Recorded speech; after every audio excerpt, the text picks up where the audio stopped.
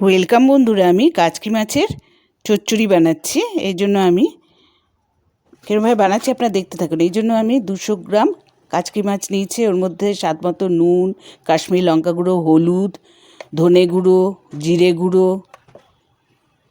সব অল্প অল্প করে দিয়েছি। এরপরে রসুন কুচি, কাঁচা লঙ্কা কুচি দিলাম, আর কিছুটা বেশি পরিমাণে পেঁয়াজ কুচি এটাতে দিয়েছি।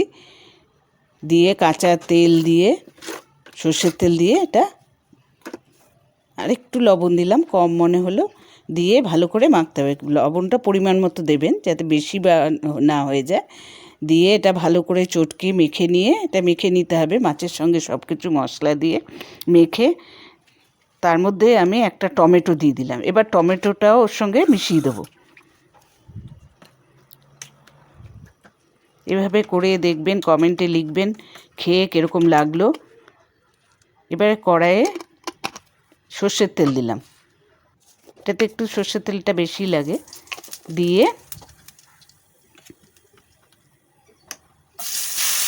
কালো জিরা ফোড়ন দিয়ে মাছটা যে মেখে রেখেছিলাম এটা দিয়ে দিলাম।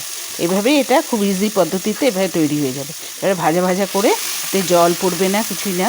এটা এরমভাবে করে তৈরি করে আপনারা অবশ্যই ঘরে তৈরি করে খেয়ে দেখবেন। দারুণ টেস্টি হয় এটা, গরম ভাতে খেয়ে খুব ভালো লাগবে।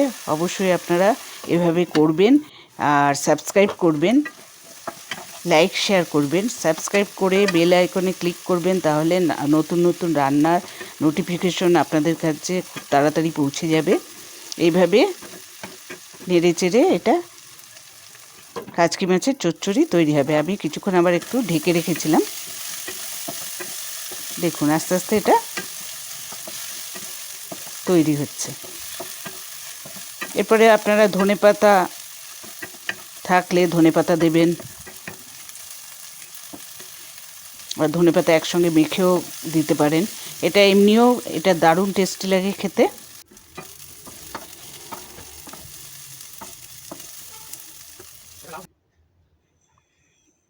কাচকি মাছের চচ্চড়ি তৈরি হয়ে গেছে।